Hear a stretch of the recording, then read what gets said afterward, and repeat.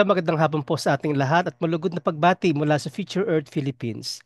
Welcome po sa ika-109 episode ng The Filipino SDG Action Hour at muli niyo kaming samahan ngayong hapon sa isang napakagandang topic at pag-uusapan po natin ang topic na pinamagatang Banolmi, a grassroots and indigenous-led initiative on agroecological coffee production vis-a-vis a rainforest preservation and community-based development. So sasamahan po tayo ngayong hapon ng co-founder ng Banolmi. So ano nga po ba to? Ito po ay isang social enterprise and grassroots initiative that aims to promote agroecological coffee production while protecting rainforests and strengthening indigenous cultural integrity.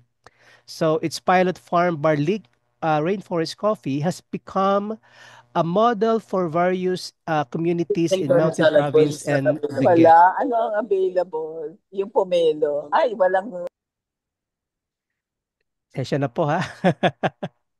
So going back, so for his advocacies, our speaker has been selected to represent the Philippines in various global sustainability and youth summits, such as One Young World in Montreal, Canada, Terra Madre in Turin, Italy, Slow Food Training in Hualien, Taiwan, and School World Forum in Oxford, UK. So he also contributes environmental related columns and features to Philippine Star and Manila Bulletin. He also works with the National Academy of Science and Technology Philippines. So this afternoon, let's all welcome our speaker, ang ating pong suki, Mr. Daniel Jason Matches. Ayan, so Amay IRQ Takuam in. Good day to everyone. Thank you, Sir Mark Flores, for that warm introduction. And first of all, I would also like to thank po si National Scientist Lourdes J. Cruz for this opportunity to share, to have a conversation about the project that we are doing sa aming mga community. So I'm not really a hard science person, so I'm really grateful to Dr. Cruz for this platform para ma-share ko din yung perspective namin and our live experiences as sectors coming po from the grassroots. But before we proceed po sa aking talk, we would like to show a video. Kindly, Sir Mark. Thank you.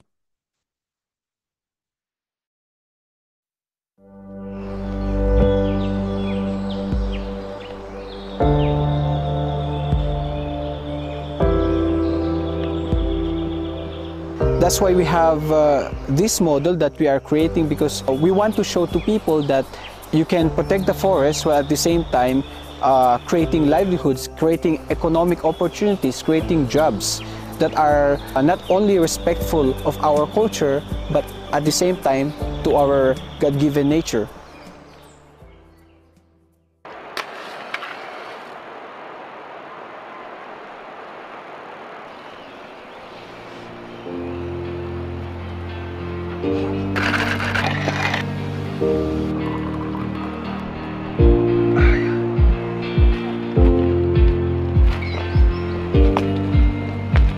Hi everyone, I am Daniel Jason Emaches.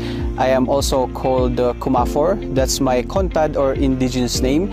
I have that because I come from an indigenous tribe here in Lias Barlig Mountain Province. I think growing up in an indigenous community has been a major contributory to why I am so passionate with environmental conservation or sustainable livelihood, community-based development, etc. Because I grew up hearing stories of how our ancestors defended, guarded our forests from people who wanted to exploit it.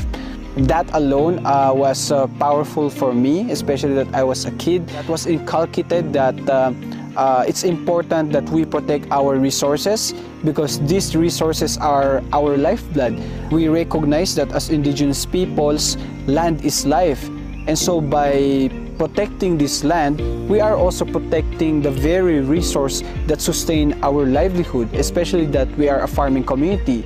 We know, for example, that the forests provide the water, and from this forest come the creeks, the brooks, the rivers that provide irrigation to our rice paddies, to our rice terraces, to our farms. While I was still working in Manila, I had interactions with coffee shop owners, coffee entrepreneurs who really inspired me to pursue a project related to coffee. There was a time that I went to Sagada and I was able to visit different coffee farms. I met for one with Miss Jennifer Rimando, who really gave me a lot of fascinating insights about coffee farming. For example, she did mention that coffee farming really is a profitable venture. We recognize that, but I also realized that coffee is something that you can use to be able to also help in forest conservation, in environmental sustainability. I had that thought because in my readings of literature, I found out that coffee originally came from the native forests of Ethiopia. And here in Barlig, we have a lot of primary or old-growth rainforests that remain, and so I realized that coffee is something that you can integrate into this rainforest to not only help in their conservation, but at the same time to create a livelihood not only for ourselves but for other members of our community.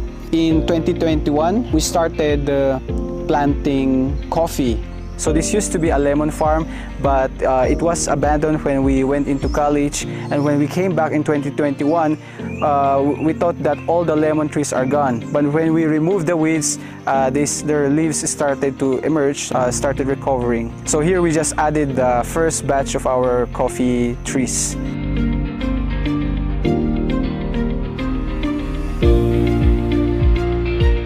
Okay, so here at the farm we have Typica Arabica, which were planted more than 2 decades ago by our father.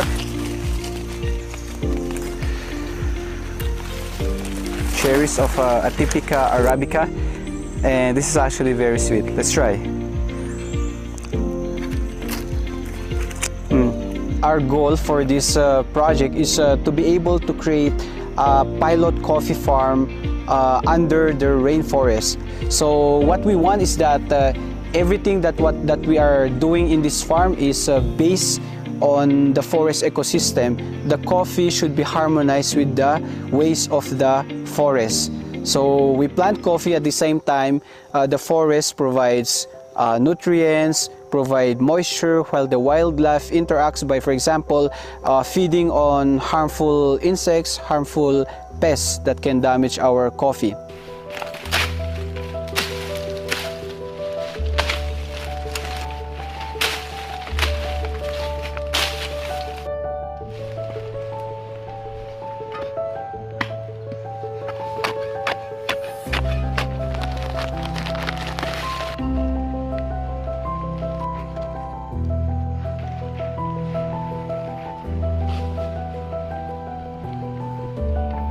We wanted to show that there's really no need for total clearing to be able to come up with a productive plantation, because here we are seeing that trend that the forests are being cleared, the big trees are being felled to give way to commercial plantations, like for example citrus, different kinds of vegetables, which of course is understandable. That's the only opportunity that they see now.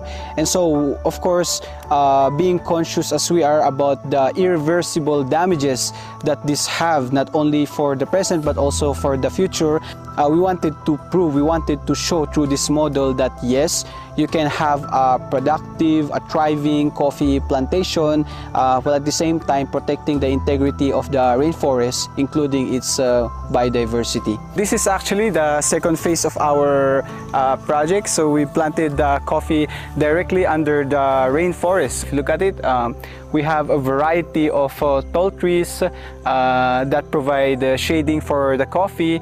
The leaves falling from these trees also serve as fertilizer. And if you look at it, the leaves are green, they're healthy. Here at the farm, we don't use any chemical fertilizer. We use what is locally available. So, for example, we use sunflower as a source of nitrogen for our plants. So we use this as mulching because it helps in the growth of the plants. Like this.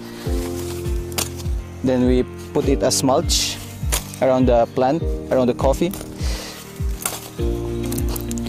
The good thing about sunflower is that it grows very fast, so sort of we have year-round nitrogen source of nitrogen fertilizer. We also intercrop banana because this is a rich source of potassium. Potassium helps the plant to be able to yield more cherries. This is one of the coffees that we first planted in 2021.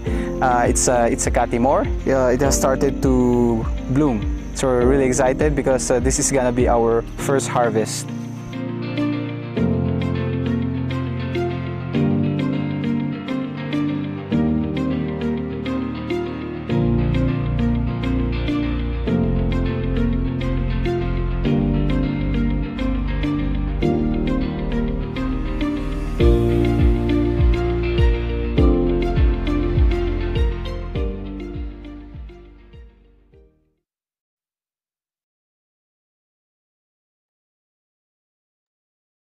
Ako, salamat po sa napakagandang presentation at video, Sir Matches. Sige po. Now let's go po sa ating pinaka-main program. Ang ating pong talk and ang topic po na didiscuss po ni Mr. Daniel Matches. Can everyone see po yung slide? Pa-thumbs up naman po o kaya pa-heart po reaction if nakikita po ng mga audiences. Yeah, and if I'm audible po. Ayan, so again, thank you po everyone for this opportunity to speak about our project Banolmi po. So essentially, yung pinakita nating video kanina captures the advocacies, the motivation or inspiration that's driving us to push for Banolmi project. So as shown here po, it's a grassroots and indigenous-led initiative on agroecological coffee production vis-a-vis rainforest preservation and community-based development. And so, Banolmi is for us to have an understanding po kung what is Banolmi and the context that it relates to our advocacy. Banolmi is a combination of two Kankanai words, Banol, which means worth, and Mi, which means us. Thus, Banolmi means our worth as indigenous people. Banolmi is a SEC-registered social enterprise that aims to address deforestation and provide community-based livelihoods primarily in indigenous communities. So, together with me is Mr. Neo J. Garcia, who is a part of the Kalanguya tribe in Kabayan Benguet. Meanwhile, I am part of the Lias tribe in Barlig Mountain Province. So, out of our passion, out of our desire to contribute for sustainability, we teamed up to start Banolmi and taking this inspiration that we want to showcase and show to the world our pride, our worth in our community. Our goal is to empower our fellow indigenous youths to develop agroecological farms towards improving local economy and sustaining eco-cultural heritage. Yeah, so ito po yung framework. It's a simple framework that we are following for the projects that we are developing in various communities. Mainly, we have our pilot farms, which I'll be discussing later on. Farm to market, community empowerment, community organizing, quality assurance, platform for community or cultural experience through farm tours and boot camps. At the same time, we are linking these communities and these farms to markets in Metro Manila and even the international market. So we are not just doing this again to showcase coffee, but to bring to light, bring to attention cultural awareness and the beauty of grassroots experience po. Yeah. So where we started, yan. So as shown sa video, yung Barlig Rainforest Coffee, that's our pilot farm. And it's located in Barlig, which hosts one of the last remaining Mosi and Diptercar forests in Mountain Province. Thus, it's dubbed as the last ecological frontier. 85 to 90% of Barlig's total land area consists of rainforests and is home to critically endangered species, including the Philippine eagle. And it feeds numerous river systems that benefit farms from the uplands to the lowlands. And so, if you can see po, that's how rich and that's how diverse yung ecosystem that is in Barlig. Ayan. So that's a combination of dipterocarp and mossy forest. And beneath that are a rich ecosystem and rich wildlife po. We have monitor lizards, various species of snakes, birds of different kinds. A key thing here is that the forests in Barligs are not just supplying water for the communities there, but also all the way to the lowlands of Cagayan Valley and the Isabela province and elsewhere. Yan, so ganito po yung diversity na makikita sa kagubatan namin. We also have the Rafflesia, which is considered as the biggest flower in the world. And a certain researcher from University of Los Baños so far discovered at least 3 species of Rafflesia. And we also have Almasiga, which is dubbed as one of the tallest trees in the Philippines, reaching up to 60 meters high. And in our forest, ito yung sinasabi ng mga elders namin na tahanan ng mga lawi or the Philippine eagle. And we also have thousands of varieties of unnamed wild fruits sa aming kagubatan, including this on the pictures. Yeah, so this is our village. It's called Lias. And this is actually where we drew the inspiration to start this project.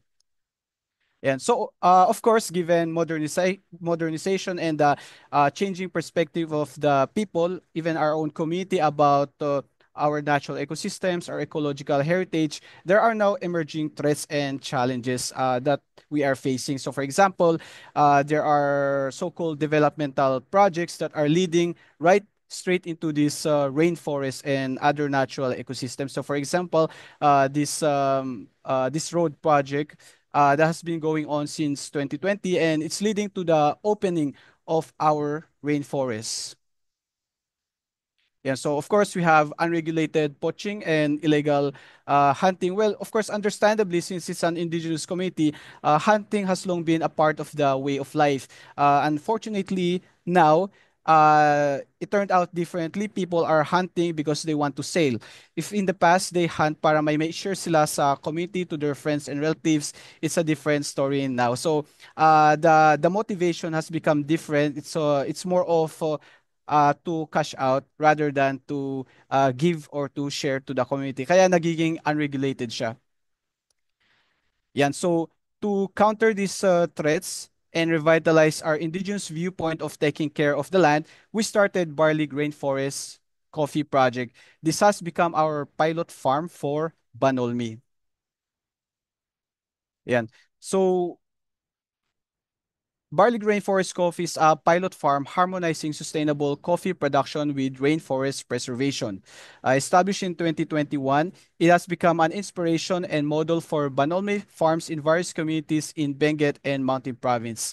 For us, it's a proof of concept of the effectivity of indigenous farming knowledge and practices and nature-based approaches. So, since we've started in 2021, we found out that truly nature-based solutions work, and especially those inspired by indigenous knowledge systems. So, and for us, this barley grain forest coffee is a living proof of that. Yeah. So our pilot farm is located in Sitio Cabawa, Barangay Lias Canluran, in Barlig Mountain Province, with an elevation of 1,300 meters above sea level to 1,500 meters above sea level. So given this high elevation, we are planting the Arabica species of coffee. We have at least 10 varieties such as Typica, Red Bourbon, Orange Bourbon, Catimor, Pacamara, and Geisha. So our project takes inspiration from the native coffee forest of Ethiopia. I was reading about this, and it was just aha moment that seeing yung farms in Ethiopia na pwede pala, that it can also be implemented here in the Philippines, that there's no need for us to engage on monocropping coffee in order to thrive as a community. So the same model we carry sa aming community, and we started that yun nga nung since 2021, and for the past 3 or 4 years we are seeing the result of it. And so it's our conviction that by taking care of the rainforest, it nurtures our coffee, sustaining it with the needed nutrients, water, and other essential ecological services. And so, um, just for us to have an better view, ito po yung Barley Grain Forest Coffee Farm. So if you're looking at it, it's almost entirely forest. It's actually an old growth forest of mainly mossy. So from an outsider, or if you're just new looking at it, parang hindi siya farm. It's a jungle. But underneath this jungle, a lot of coffee trees there. And so basically yung ginagawa lang namin is to plant coffee underneath and let the forest nurture it until it yields its first set of coffee cherries. So may mga ano din dito, may mga sections na dati na na-clear in order to plant citrus, vegetables, and other cash crops. But we are slowly reforesting this with the coffee as our pioneer crop, and then integrating mga indigenous native trees as shade to that. So it slowly becomes integrated as part of the bigger forest ecosystem. And so, what are our hopes and aspirations? So, first, of course, is to preserve the rainforest and its biodiversity to ensure sustained ecological services. So, for the longest time, as we know naman, for indigenous people, the forest is our lifeblood. The land basically provides everything that we need. Yeah, so of course, to preserve our indigenous knowledge systems on agriculture and forest sustainability. Um, while we were talking to community, to the elders in particular, we were learning a lot of agricultural practices na ito pala yung ano, ganito pala yung concept talaga ng sustainability on the ground. And then, and the proof of that is that yung mga rice terraces nila, it has been productive for centuries kahit na wala silang ginagamit na pesticide or other external input. And that's also what we are applying dito sa aming pilot farm. Yan. Of course, to provide sustainable livelihood for the community, especially the youth. We are actively engaged with them, particular sa mga out of school youths to engage in coffee production. That's a way to empower them at the same time for them to have a livelihood na aligned to our advocacies. Again, to empower the youths to become champions of forest preservation and cultural integrity. When we're just starting, there was a lot of doubts sa ginagawa namin, and from time to time, kinakansyawan kami ng community, ba't daw namin ginagawa to? Coffee was introduced many years ago. But it did not work. It did not provide a thriving economy for the people. And why are we doing this now? But later on, when they were seeing how we are able to bring market or how we are able to showcase yung small batch of coffee na harvest natin to Metro Manila and abroad, slowly we are gaining interest from our community members, and even the youths are voluntarily asking us, we are interested to plant coffee. What can we do about it, or how do we proceed with it? And so we plant according to the ways of the forest. We integrate coffee not as a separate component, but as a part of the ecosystem. By doing so, the forest does its part. It's all the coffee needs for fertilization, shade, and protection. Since we started noong 2021, we did not add any external input sa part na forested where we planted coffee. We only applied the minimal organic fertilizers sa mga denuded or sa mga what used to be citrus farm just to help in conditioning the soil. But from our experience, we saw na even within just 2 to 3 years, we are already seeing our first batch of coffee harvest. Ayan, so again, we use established forests as shade to coffee and incorporating native trees as pioneer crops with coffee on previously cleared areas. How did we identify itong mga native trees that we are using? Well, we drew that from the knowledge and wisdom ng aming mga elders who tells us na itong kahoy na to is good for this plant.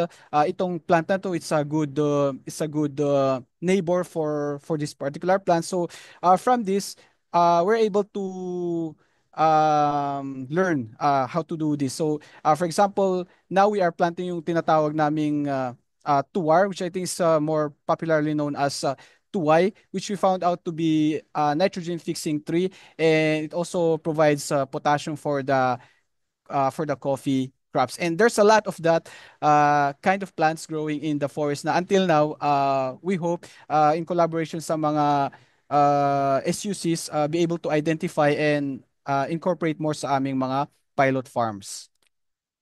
Yeah, so we incorporate different shade, cover crop, and cover species or varieties on a plot to align with agroforestry and afforestation principles. So some people were telling us now, why don't you just plant one variety of Arabica in one plot? Well, we could do that. Unfortunately, kasi there's a tendency that it's more prone to disease or especially to the coffee rust, which was our experience with Tipica. And so, in our practice now, we are focused on, especially dito sa pilot farm ng Barlig, on diversifying yung species, yung varieties, especially sa mga denuded plots.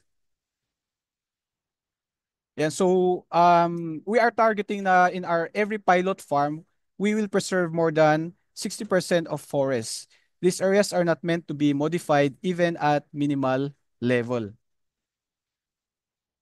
And so we only apply organic or natural based inputs at the farm. We also develop fertilizers using plant materials and microorganisms that are indigenous to the area. So for example, we are practicing yung tinatawag nilang, which is famous sa Korea, called jidam. We basically gather mga leaf molds and then mga plant materials and ferment them in water. Then after some days, yun yung ginagamit namin na pandilig sa mga halaman. But in most cases, in most plots dito sa pilot farm, there's not really a need for that because the natural forest is already providing yung mga essential needs ng plant. So for example, if you're looking at this picture, there's parang walang coffee dyan. Pero if you look closer, andun yung mga coffee. They're just there. Essentially, we let the rainforest do its job. The birds feed on harmful pests and insects. The tall trees protect the coffee from too much rains and sunlight. The surrounding forests promote healthy soil and encourage indigenous microorganisms. Certain plants from the forest are also rich sources of nutrients for the coffee. And so, given yung results namin from our pilot farm in Barlig, we are now starting with another pilot farm called Ikalahan Heritage Farm. Ito naman yung sa area ng aming co-founder, si Mr. Neo J. Garcia. So it's a farm we are establishing in Tawan, Kabayan, Benguet to restore deforested mountains into an agroecological hub. So kung makikita nyo yung photo, ganyan basically yung state ng mga bundok sa Tawangan, Benguet. And this is on the foothill of Mount Pulag National Park na despite it being declared a national park, rampant pa rin yung deforestation until now, which is for me understandable kasi yun yung nakikita ng mga tao na livelihood as of the moment. And that's why we are introducing itong agroecological coffee project para somewhat we'll be able to steer members of the community to shift to sustainable forms of agriculture. Yan. So, this farm is at 1,600 to 1,800 meters above sea level. And aside from planting coffee, we are incorporating heirloom crops, seed saving, and planting typical from century-old trees. So, we're talking with the community, and they're saying some plants that are native to the area na ngayon can nowhere be found or hindi na ganun hindi na masyadong pinopropagate ng community. And recognizing yung importance nga ng saving indigenous seeds and indigenous plants, we are using this Ikalaan Heritage Farm as our model to plant these endangered crops. So what's unique also about this project is that we are planting mainly yung Typica Arabica variety, which are commonly growing as backyard coffee sa barangay na ito sa Tawangan. And these were introduced accordingly by the Spaniards. So it's proven that these are already adapted to the community. But unfortunately, when we visited, we are also seeing yung effects ng coffee rust despite it being at a high elevation. And that's why we are doing this farm to experiment that what if we integrate indigenous native trees, indigenous plants together with the typical coffee. We are thinking that it could lead to uh, minimization or elimination of coffee rust. And so, for example, this one, you can see to your left, it's an example of a century-old Typica. Parang maliit lang siya, pero kung titingnan nyo yung kanyang trunk, it's actually very big. And there's a lot of that uh, coffee in the community that are still thankfully surviving. And meron tong mga indigenous raspberries na we are incorporating sa mga plants. We also have indigenous tea like the gipas. And we use banana as fertilizers for our initial crops. Yeah, so ito yung area where we are doing the Ikalaan Heritage project. So this used to be a vegetable farm and it's heavily contaminated with pesticides and weedicide. And through this project, we hope to transform this into a thriving agroforestry coffee farm na almost similar to what we are doing sa Barlig Mountain Province. And so, of course, we are also happy to share our milestones since we started in 2021. Definitely, it has been a rough ride for us, especially when we were just starting. But as we persevered, as we committed to our cause, now we are slowly reaping the fruits of our labor. So, for example, we harvested at least 300 kilos of coffee cherries, including those from the original plants na tinanim ng dad ko sa Barlig Rainforest Coffee Farm. Yan, so for example, yung Catimore Arabica that we planted in 2021, even since from even in just a year, then 2022 until now, we are already harvesting cherries. And definitely this will keep increasing. And so we also involved more than 100 youths and capacitated them on environmental stewardship through sustainable coffee production. Environmental stewardship naman is not really something that's alien to us sa aming indigenous community. It's just that it's no longer that appreciated nowadays, especially that we are losing the elders who have the knowledge or who have the insights about our forest and how valuable it is to our community. So we have also partnered with at least 10 other young farmers to implement agroecological practices and systems. So it's not just in Mountain Province, but also in Benguet. So we were able to showcase our coffee on different local to international events such as Manila Coffee Festival, the Specialty Coffee Association of Japan, Philippine Coffee Festival, Indigenous Slow Food Exhibit in Taiwan and in Italy. Yeah, so thankfully we also managed to show our coffee to Senator Lauren Legarda na until now consistently siyang bumibili ng Barlig Rainforest coffee. So we also had the chance to, yeah, as mentioned earlier, to present our coffee to the Taiwanese, and we really did receive some positive feedback. Yan. So this was in Italy last year during the Terra Madre, wherein we showcase Banolmi coffee na galing sa Barley Green Forest Coffee Farm. During this time, we also had the chance to interact with the roasters, Q graders, and coffee shop owners who did say na may potential yung ating coffee. So this really goes to show na as much as there's so much bad news we are hearing about Philippine coffee, there's so much opportunity ahead for it if you just strive to pursue that. And so I also had the chance to talk about the Banolmi project during the One Young World Summit in Montreal, Canada, and that's where I met po si Miss Maria Reza. And during this event, I saw na there's also a lot of other youths who are engaging, not just in coffee production, but in other forms of sustainable agriculture. And the same inspiration and the same insights I draw from them, we try to apply and incorporate sa ating coffee farm projects. Yan. So we also conducted the first of a series of Barley Green Forest Coffee Bootcamps in partnership with Vera Coffee and Farm to Cup. This is actually Farm to Cup Philippines now. So this was our opportunity to bring people from the city and from our community to come to the farm and see for yourself the experience of growing coffee, the difficulty at the same time, the satisfaction once you've tasted yung fruits of your labor. So we are doing more like this, and hopefully if some of you are interested, you can just message me po to so that we can also take you to the farm. Yeah, so far we've also established relationships with various cafes, roasters, restaurants, exporters, and foreign buyers. So on that first photo, for example, we've had the chance to present the coffee with the CEO of one of its biggest hotel chains.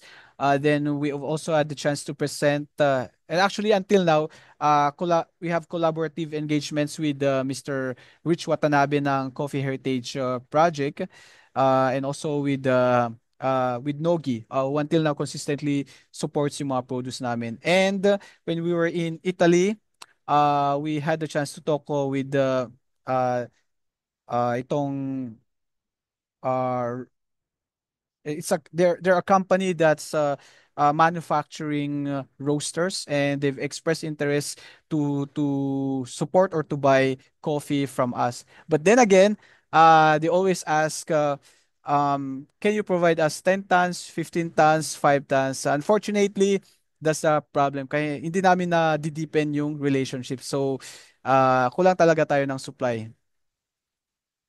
Yeah, so we also had the chance to be featured in various digital and print platforms, thus spreading awareness about our advocacies and eliciting support and encouragement.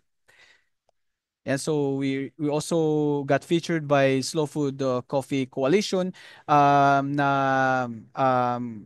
na as of the moment we are pursuing collaboration para magkaroon ng participatory, what we call participatory guarantee system sa aming community, para the community themselves can be the one to certify or to prove the quality of our coffee. So we also got the chance to be featured sa Huffington Post. Yan.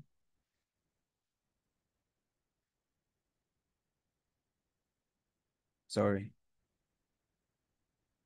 And so from time to time, we also get radio interviews. And for us, this is really a good platform to communicate more what we are doing and hopefully drive support and um, um, yeah, support to our coffee projects. So not just that, of course,